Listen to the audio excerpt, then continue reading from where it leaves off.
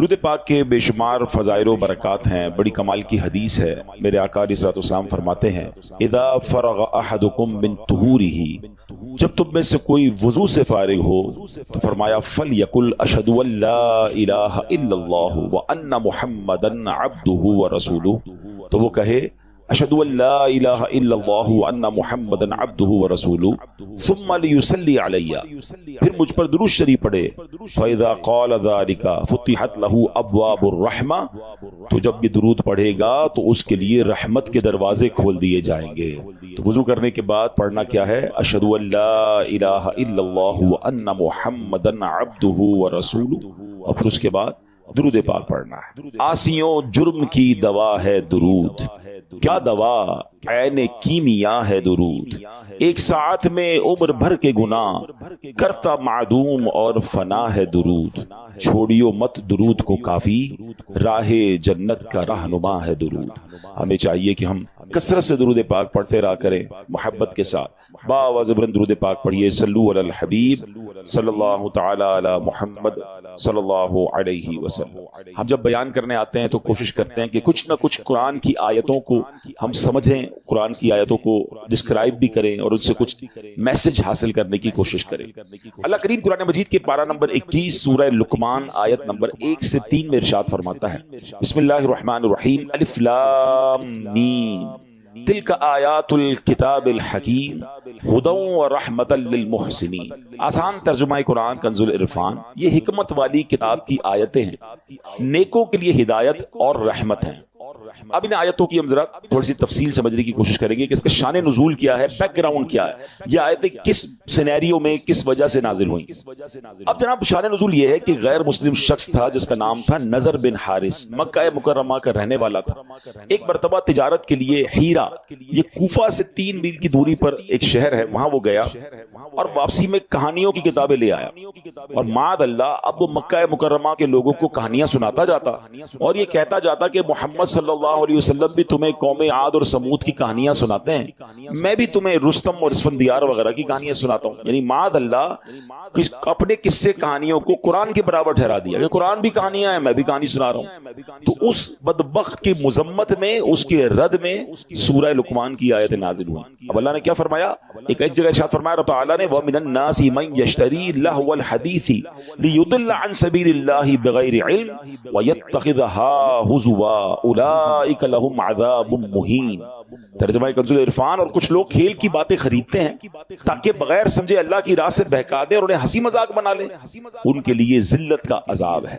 یعنی نضر بن حارث جو کہانیوں کی کتابیں اٹھائے پھرتا ہے اس پہ خرابیاں ہیں۔ نمبر 1، پہلی خرابی تو یہ کہ یہ لہو الحدیث یعنی بے مقصد کہانیاں اور کھیل کی باتیں ہیں، اور نمبر 2 دوسری خرابی یہ کہ ان کو پڑھنے سننے والے اللہ پاک کے رستے سے اور نیکی سے دور ہو جاتے ہیں۔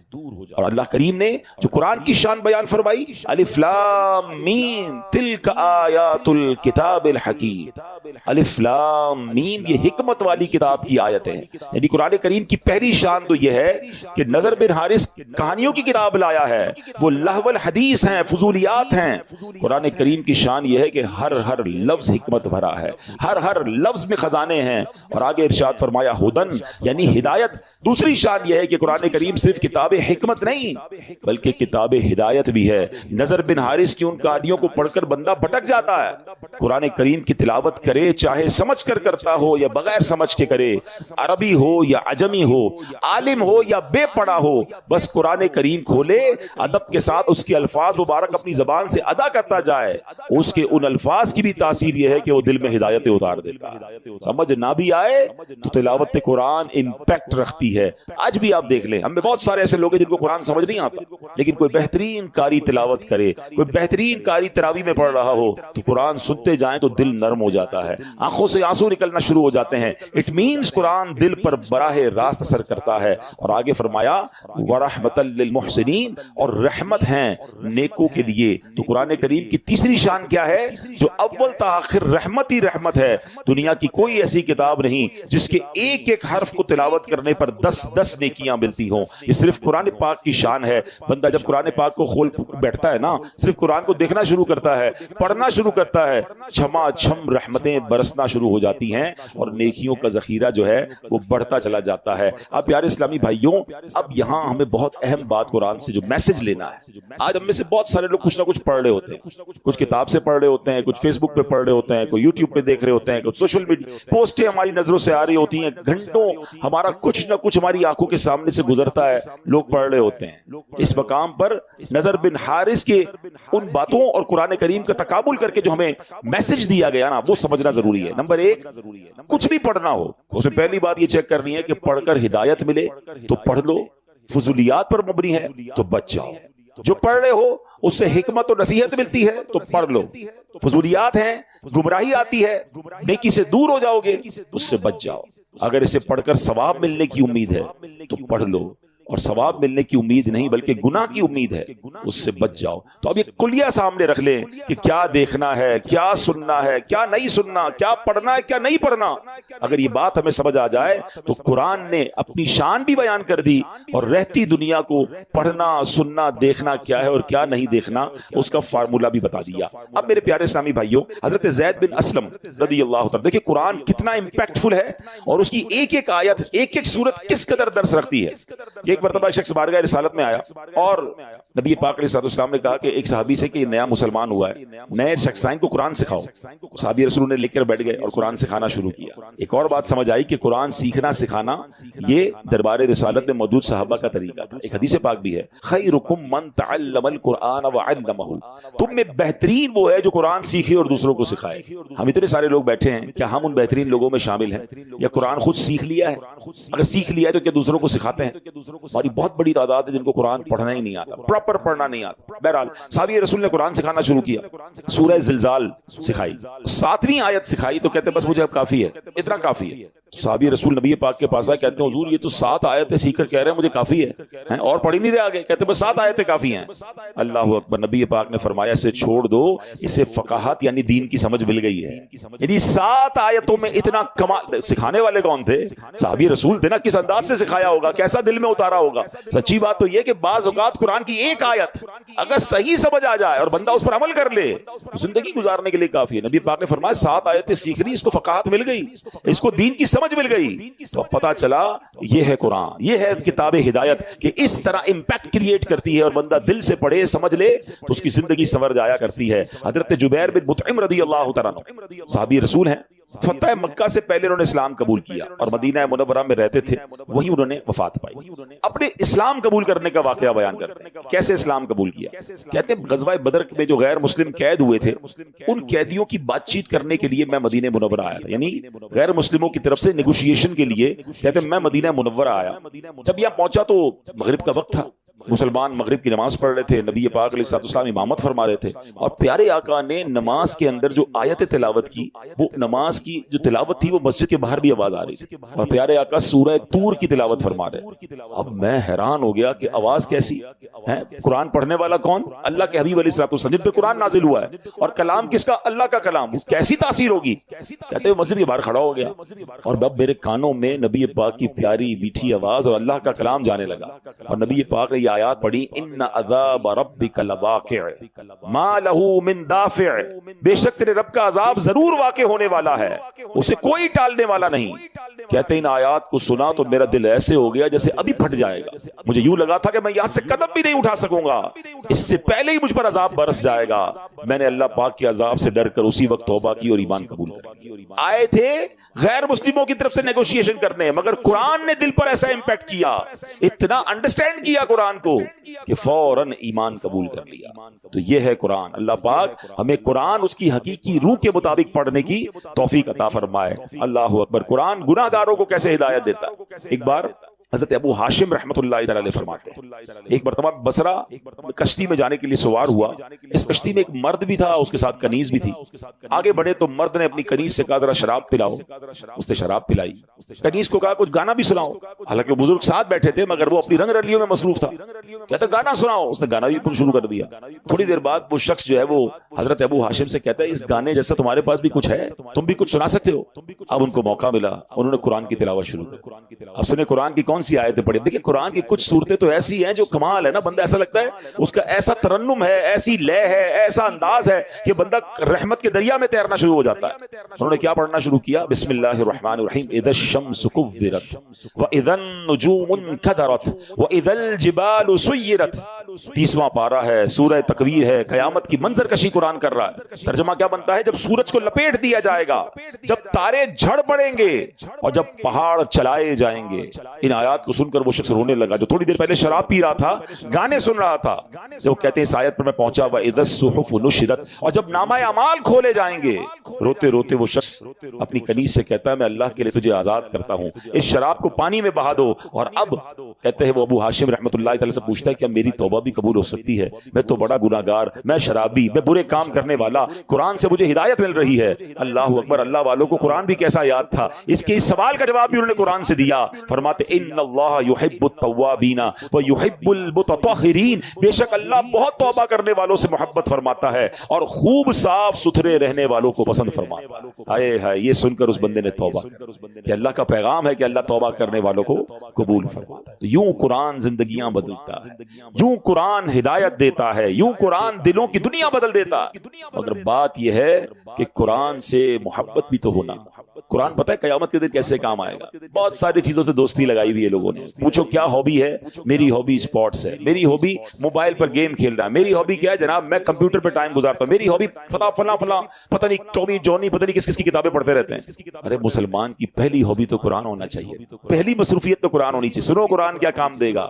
اللہ کریم کے نبی علیہ السلام نے فرمایا جو بندہ دن اور رات میں قرآن کریم کی تلاوت کرتا ہے, ایسی روٹین بنائیں کہ کام پر جانے سے پہلے کچھ قرآن پڑھ کے جائیں, گھر آئیں تو سونے سے پہلے کچھ قرآن پڑھ لیں, اللہ کرے صبح سورہ یاسین پڑھ کے جائیں, رات سورہ ملک پڑھ لیا کریں. سنیے نبی پاک فرماتے جو بندہ دن اور رات میں قرآن پڑھتا ہے اور قرآن کے حلال کو حلال اور حرام کو حرام جانتا ہے, اللہ پاک فرشتوں کو اس کا رفیق یعنی اس کا ساتھی بنا دیتا ہے. جب قیامت کا دن ہوگا بندے کے لیے اللہ کی بارگاہ میں دلائل دے گا. قرآن کہے گا رب کریم ہر شخص دنیا میں اپنے کام کی اجرت لیتا تھا, جو بھی کام کرتے ہیں اس کی فیس لیتے ہیں نا. قرآن کہے گا یا اللہ ہر شخص دنیا میں اپنے کام کی اجرت لیتا تھا, مگر فلاں شخص دن اور رات میں مجھے پڑھتا تھا, میری تلاوت کرتا تھا, میرے حلال کو حلال اور حرام کو حرام جانتا تھا. اے اللہ آج اس کو اجر عطا فرما, یعنی آج اس کی اجرت عطا فرما. قرآن کریم کی عرض پر اللہ کریم اس بندے کو تاج شاہی اور کرامت کا لباس پہنائے گا.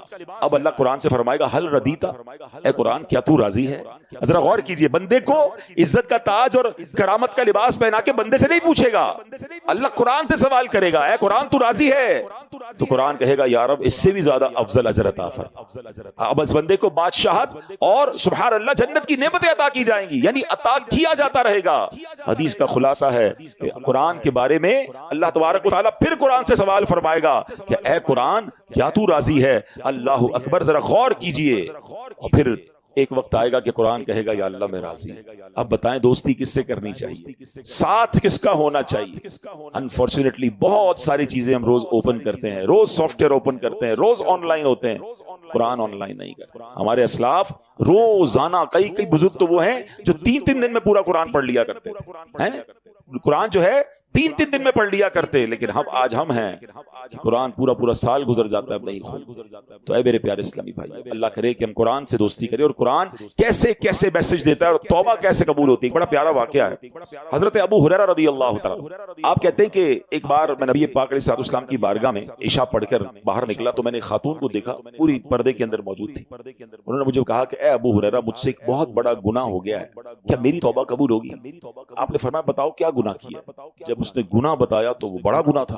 تو آپ نے فرمایا کہ اتنا بڑا گناہ کرنے کے بعد بھی تم توبہ کی امید رکھتی ہو؟ اللہ پاک کی قسم تیرے لیے کوئی توبہ نہیں, تو ہلاک ہو گئی. تو عورت اتنا شرمندہ ہوئی, اتنی نادم ہوئی, کپی تاری ہو گئی, اور وہ عورت گر کر بے ہوش ہو گئی. حضرت ابو ہریرہ کو خیال آیا, کیونکہ اسلام کے ابتدائی دن تھے, روز نبی پاک سے سارے صحابہ سیکھ رہے تھے, انڈرسٹینڈنگ ٹریننگ ہو رہی تھی.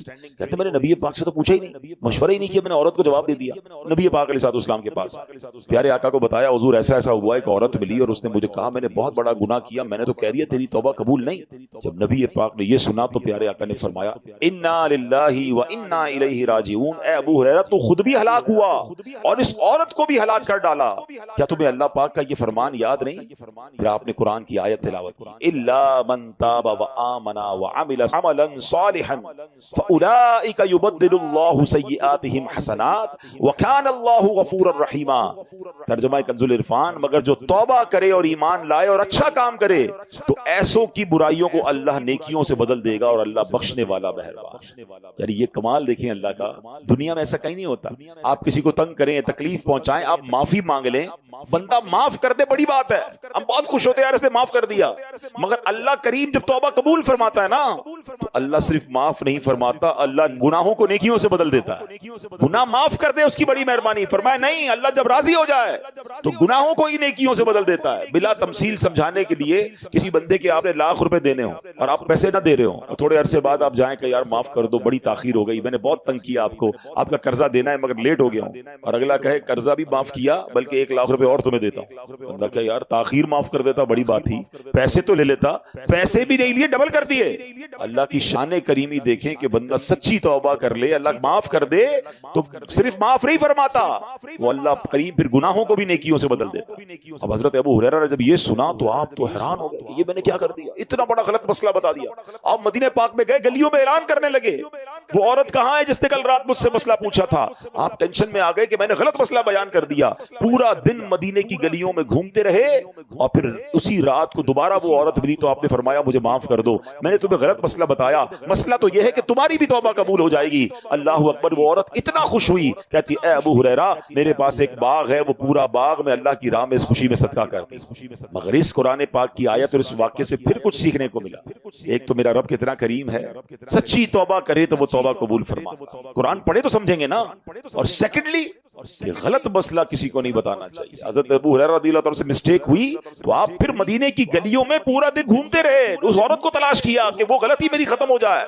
مگر آج جس کے منہ میں جو آتا ہے قرآن کی تفسیر بیان کر رہا ہے، حدیث لوگ باتوں پہ کہہ رہے تھے اللہ قرآن میں فرماتا ہے، اس سے پوچھو کہاں فرماتا ہے، یہ نہیں پتا، تمہیں نہیں پتا اللہ کیا کہتا ہے؟ ارے بھائی اللہ کیا کہتا ہے یہ کہنے کے لیے آپ کے پاس دلیل ہونی چاہیے، بھائی حدیث میں یہ آتا ہے۔ آپ نے کون سی حدیث پڑھی ہے؟ وہ میں نے سوشل میڈیا پہ پڑھا تھا۔ سوشل میڈیا کی ہر بات حدیث ہو جائے گی، ہر بات قرآن ہو جائے گی، ہر چیز کو فارورڈ کر دیں گے، ہر پوسٹ کو فارورڈ کر دیں گے، کیا پتا وہ غلط ہو، اور باقاعدہ پلاننگ کے ساتھ قرآن و حدیث کی غلط انٹرپریٹیشنز سوشل میڈیا پہ فلوٹ کی جا رہی ہیں۔ کیا آپ کو نہیں پتا قادیانی لابی کیسے کام کر رہی ہے؟ معاذ اللہ قرآن میں وہ تحریف کر رہے ہیں اور ہمیں تو آتا جاتا کچھ نہیں، جو پوسٹ آئی آگے بڑھا دی، جو پوسٹ آئی آگے بڑھا دی۔ آپ یاد رکھیے اللہ قرآن میں ارشاد فرماتا ہے وَمَنْ أَظْلَمُ مِمَّنِ افْتَرَىٰ عَلَى اللَّهِ كَذِبًا، اس سے بڑھ کر ظالم کون جو اللہ پر جھوٹ باندھے۔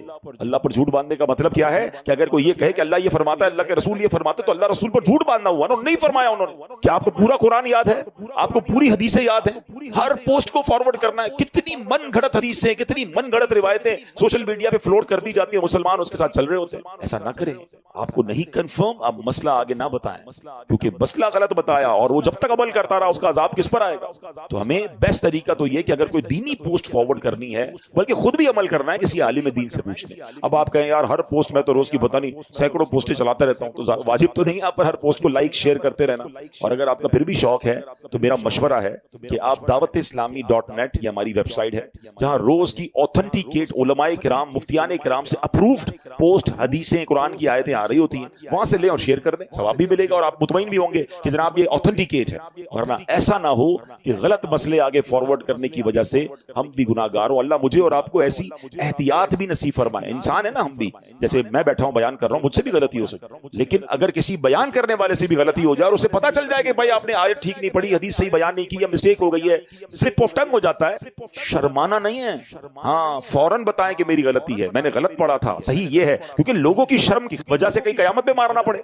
ہم نے دیکھا کہ امیر اہل سنت فاؤنڈر آف دعوت اسلامی اتنی بڑی ہستی ہوتے ہوئے براہ راست چینل پر بتاتے ہیں کہ بھائی فلاں مسئلے میں غلطی ہوئی تھی، صحیح مسئلہ یہ ہے۔ اس میں کوئی شرم اور آر نہیں ہونی چاہیے، چند لوگوں کی شرم اٹھانے کے لیے کہ لوگ کیا کہیں گے۔ ارے لوگ کچھ کہیں نہ کہیں، اگر رب ناراض ہو گیا اور گناہ جاریہ ہو گیا، میں نے جائز کو ناجائز کہہ دیا اور ناجائز کو جائز کہہ دیا، تو میرے لیے تو عذاب کا باعث بن جائے گا. کبھی بھی زندگی میں اگر کوئی آپ کو بتا بھی دینا کہ یار آپ سے غلط مسئلہ بیان ہو گیا ہے, آپ نے یہ مسٹیک کی ہے, تو اس میں 1 منٹ نہ لگائیں اور فوراً اس کو ٹھیک کریں, اور الحمدللہ علماء حق سے رابطے میں رہیں تو انشاءاللہ اس کی برکتیں ملتی رہیں گی. ایک اور پیاری حدیث, نبی پاک علیہ الصلوۃ والسلام فرماتے ہیں, ایک شخص نبی پاک کی خدمت میں حاضر ہوا, عرض کی یا رسول اللہ افضل عمل کون سا ہے؟ فرمایا تم پر لازم ہے حال مرتحل, یعنی منزل پر پہنچ کر پھر سفر شروع کر دینے والے بن جاؤ. عرض کیا حضور یہ مرتحل کیا ہے, یہ کیسا کام بندہ ہے؟ تو فرمایا جو قرآن پاک کو ابتدا سے پڑھے اور اختتام پہ پہنچے اور پھر دوبارہ پڑھنا شروع کر دے, پھر ختم ہو پھر پڑھنا شروع کر دے, یعنی منزل پر پہنچ کر پھر سفر شروع کر دے, تو سبحان اللہ اس کو مرتحل کہتے ہیں, اور یہ افضل عمل ہے. اللہ کریم سے دعا ہے اللہ مجھے اور آپ کو ذوق و شوق کے ساتھ تلاوت قرآن کا شوق نصیب فرمائے. قرآن تلاوت کے ساتھ ساتھ انڈرسٹینڈ کرنا بھی شروع کریں. دعوت اسلامی کے مکتبۃ المدینہ سے آپ کو تفسیر قرآن مل جائے گی, تفسیر قرآن صراط الجنان, بہت آسان اردو میں یہ تفسیر موجود ہے. اس کی ویب سائٹ پر کتاب ڈاؤن لوڈ کے لیے بھی اویلیبل ہے, دعوت اسلامی .net پر. صراط الجنان کے نام سے تفسیر قرآن کی اپلیکیشن موجود ہے, فری آف چارج آپ اس پہ پڑھ سکتے ہیں. پڑھنے کے ساتھ ساتھ آپ کے لیے ایک سہولت اور دے دی گئی ہے, اس کی آڈیو بھی ریلیز کر دی گئی ہے. آپ روزانہ ٹریول کے دوران بھی کچھ تلاوت تفسیر سنتے رہیں تو انشاءاللہ آپ روزانہ قرآن کے ساتھ انوالو رہیں گے. اللہ کرے کہ ہم صحیح طریقے سے قرآن پڑھنے والے بن جائیں. اللہ پاک ہمیں عمل کرنے کی توفیق عطا فرمائے, آمین بجاہ النبی امین صلی اللہ علیہ وسلم. نبی پاک علیہ الصلوۃ والسلام نے ارشاد فرمایا, کیا تم میں سے کوئی اس سے عاجز ہے کہ وہ رات میں قرآن مجید کا 1/3 حصہ پڑھ لے؟ صحابہ کرام علیہ رضوان کو یہ بات مشکل معلوم ہوئی. انہوں نے عرض کیا یا رسول اللہ صلی اللہ تعالی علیہ وسلم, ہم میں سے کون اس کی طاقت رکھتا ہے؟ آپ علیہ الصلوۃ والسلام نے ارشاد فرمایا سورہ اخلاص 1/3 قرآن کے برابر. واہ, ایک دفعہ پڑھو 1/3 قرآن کا 1/3 آف قرآن کے برابر. اٹ مینز اگر آپ 3 بار سورہ اخلاص پڑھ لیں اتنی اللہ کی رحمت ہے کہ پورے قرآن کا ثواب مل جائے گا. اللہ چاہتا ہے کہ یہ بندہ اس رینک تک پہنچ جائے. اللہ اس پر آزمائش بھیجتا ہے تاکہ میرا بندہ صبر کر لے تو اس کو وہ مرتبہ عطا ہو جائے. ہائے ہائے, یعنی آزمائش مجھ پر میرے رینک بلند کرنے, میرے درجے بلند کرنے آئی, اور ہائے میری بے صبری کہ میں نے وہ سب ثواب ضائع کر دی. نہ کرے میرے پیارے اسلامی بھائی, مشکلیں آتی ہیں. اچھا پھر پتہ ہے پرابلم کیا ہے؟ ہمارا ایک اور بڑا ایشو ہے, ہم کسی کو مسکراتا دیکھتے ہیں, کسی کو اچھے کپڑے دیکھ لیتے ہیں, کسی کی بڑی گاڑیاں دیکھ لیتے ہیں, کسی کا بڑا گھر دیکھ لیتے ہیں, ہمیں لگتا ہے یار یہ کتنا مزے میں, یار میں یہ اکیلا پریشان ہوں. یہ آپ کی بھول ہے. ایک بات یاد رکھیے گا, زندگی کی گاڑی مسائل کے پہیوں پر ہی چلتی ہے. امیر کے مسئلے اور ہیں, غریب کے مسئلے اور ہیں. شہرت جس کو ملی ہے نا اس کے پرابلمز اور ہیں, جو غیر معروف ہے اس کے پرابلم اور ہیں.